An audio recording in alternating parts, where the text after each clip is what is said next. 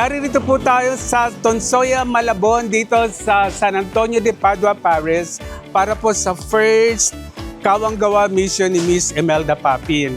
At balita ko nga po ay almost 200 people ang makikinabang sa programang ito. At nakakatuwa din sapagkat maraming tao talaga na alam natin makikinabang sa kanyang proyekto. Tuloy-tuloy ang registrations at siguro naman po mamaya punong-puno na to sapagkat more than 100 people na po ang nandito sa kasalukuyan.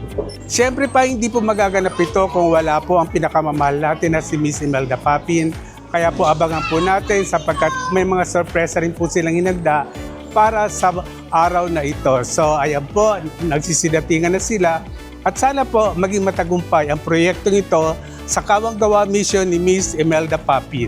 Kaya tuloy-tuloy pa rin po ang ating proyekto. Dito lang yan sa Ulala's Touch. So mga kaibigan, narito po ang mga batang ito. Sila po ang welcome party dito sa pagdarating ni Miss Imelda Papin para sa kanyang proyektong ito na Kawang-Gawa mission. Mamaya po, makikita natin kung paano nila paghandaan to. Pero ngayon pa lang alamin natin kung paano ang tulugan nila. Okay, sundan natin. So, papakinggan natin dito ang San Antonio de Padua Drums and Lyre. So, yan po. Nakahanda na sila. Any moment, magpe-perform na. Okay?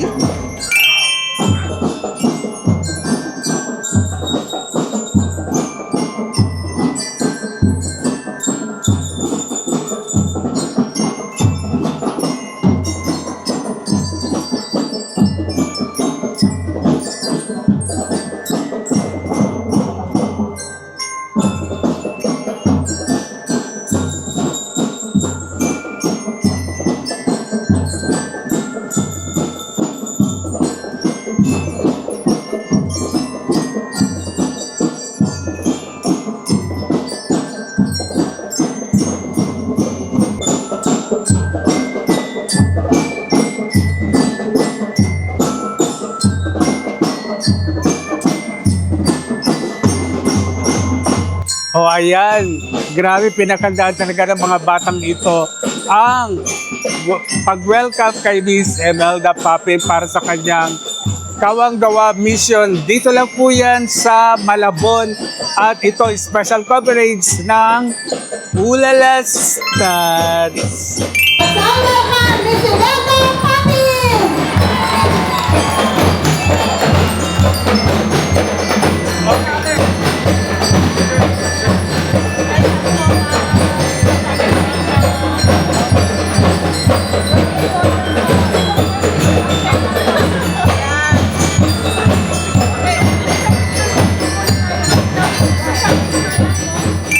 Ng San Antonio de Padua at kayo po'y naririto ngayon, binigyan niyo po kami ng oportunidad upang kayo po ay makasama namin at maibahagi ang aming mga daladalang sorpresa para po sa inyo. Ating magsabi ng Amen! Pakisabi, God is good! And all the time. Sa ngalan po ng aming kurang paroko, si Father Dennis, ay wini-welcome po namin si Ma'am Im. Palakpakan naman po natin si Ma'am Imelda Papin. Natin si Attorney yan. At si Doc po. Maraming salamat po sa pagpili niya sa aming parokya. Actually, katatapos lang ng aming fiesta noong nakalipas na 2 linggo at ngayon yung unang araw ng paghahanda namin sa Foundation Day namin sa Miyerkules. So 37 years na po ang San Antonio bilang parish. Yeah, good afternoon everyone. My name is Song Lee. I'm the Center Director of the K-Water Philippine Office. It is a pleasure and honor to be here with you today. On behalf of K-Water, I would like to express our sincere appreciation for the organizers for inviting us to this meaningful gathering. All the best in your future endeavors. Thank you and have a wonderful day. Of Kawang-Gawa mission, Madam Imelda Papin. Salamat. Thank you very much. Sabi niya kanina, pasok ko, picture mo lang, naglilihi ako. Sino yun? Oh, ako na ang ninang. Okay. So, unang-una, maraming salamat sa Panginoon. Okay? wala hong sinasabi natin na coincidence. Ito po ay nakaguhit na babalik po ako dito sa Malabon. Kaya ako po ay nag-aral po dito sa Malabon, ano po, dyan sa Burgos Street, kami nakatira sa Antonio family. Kapatid po yan ng aking papa, si Auntie Lagring, wala na po siya.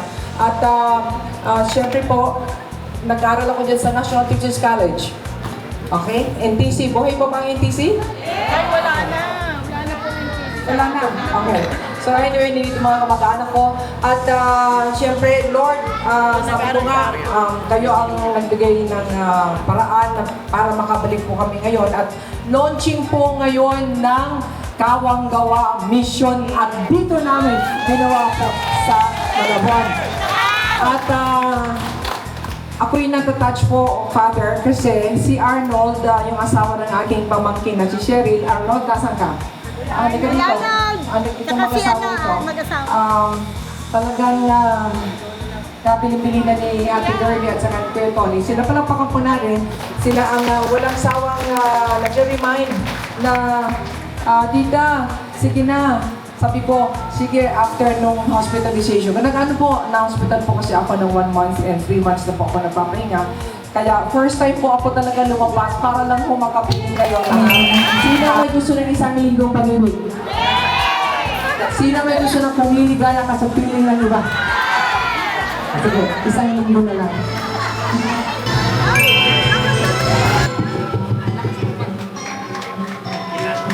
Mahina, lakasan pa natin!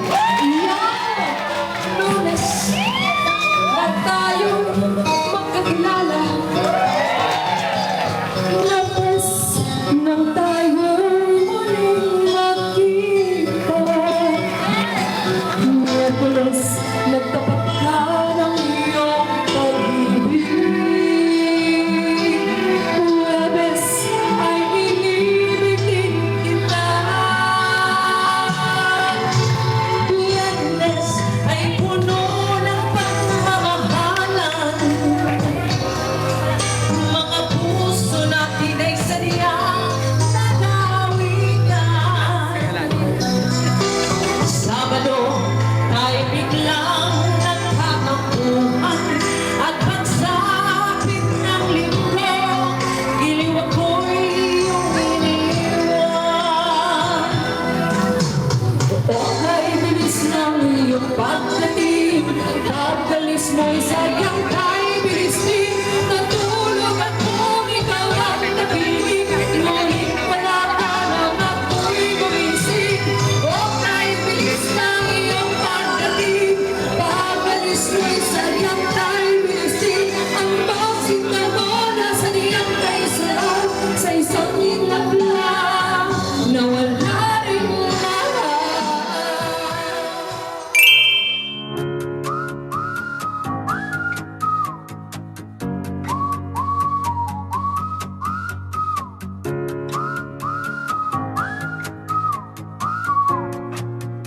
Dito, Nay, anong pakiramdam niyo po na nabiyayaan kayo ni Miss Saya Emel? po. Ang saya-saya po. Marami pong salamat sa lahat-lahat po na nagbigay po ng tulong para sa aming Maynila. Yan po ay nagmula sa yung pinakamamahal na si Ma'am Imelda Papin po. Dating kapitbahay ko po sa Quezon City sa Road 20. Opo. Doon po ako nagdadaan sa bahay ni General Cano, yung Karsada Puro, papunta sa Road 20. Pag-kapitbahay po kami noon dahil kasi yung naging chiki babes ko taga roon. Anyways, ano po pakiramdam niyo na sa Masaya po. Masaya po. Kasi sa tanang buhay ko, bihira po akong makatanggap ng ganito. Ganito pagkain, tubig, payong, sticker, bigas. Ay, naku po, salamat. Maraming sa Kawang Gawa Mission. Sana po, wag po silang madadala. Ongoing pa rin ang pamimigay dito sa Kawang Gawa at syempre kasama natin ang ang Miss Mapi Carion, of course, na birthday niya today. Happy birthday! Thank you po, Tito. O birthday mismo na. I wish na mabawasan na talaga ang mga gutom sa ating country. Kaya po natin ginagawa to para maiwasan na talaga ang hunger sa Philippines at saka poverty. But you know, Attorney Mapi, Attorney Mapi, I feel like, talaga, so elated sa ginawa nyo na dito mo ginawa yung special na day mo, and besides, dito rin sa Malabon ginawa ang launching ng Kawanggawa Mission, no? Bakit dito? Kasi po dito nag-umpisa sila mama nung galing po sila sa Bicol. So, si mama mahilig po siyang always look back kung saan po kayo nang galing. Kayo din po ang tinuturo niya sa akin. Correct. Yes. At sa nakita mo yung mga bata, yung mga ganito recipients sa atin, at nag-aabot ka ng mga pagkain, anong pakiramdam? Napakasarap po kasi talagang yan po ang mission namin ni mama noong pa. Kahit nung bata pa po ako, ganyan niya po ako pinalaki. At mahal na mahal ko po ang mga tao, kaya talagang gusto ko sa makatulong. Okay, so tuloy na para nagugutom. So yun po, patuloy pa rin po si Attorney Mapi sa kanya pamimigay ng mga pagkain, inumin dito, bigas at payong, at namahinga muna for a while ang ating Queen of Kawanggawa Mission na si Miss Imelda Papin. Medyo okay naman itong lugar na to, malamig naman siya, but because marami po talaga ang dumating dito, more than 200 people, kaya yan po, tulong-tulong, ang dami nila dito, nagtulong-tulong. Okay, so nandiyan nasa likod ko yung mga pinamimigay po nila ngayon, at yung mga beneficiary po ay nandyan. So yan, syempre pa, ito tubig na malinis na tubig ang inumin natin dito. Masarap na buko panda na bigas. Ayan po. At syempre pa, yung snacks nga para sa kanila. So, enjoy talaga. At syempre, ito kasama tong payong na to. Bawat isa may bigas, may payong, may snack sa angka pa. Dito lang yan, at hindi lang yan. May ascorbic pa. Yan, di ba? So, kompleto na. Yung tubig na nakita nyo, di ba? Ang puti-puti. Kaya, yan po. Pasalamat tayo sa At dito syempre sa Kawanggawa Mission na exclusive na kinukunan ngayon ng Ulala Stats.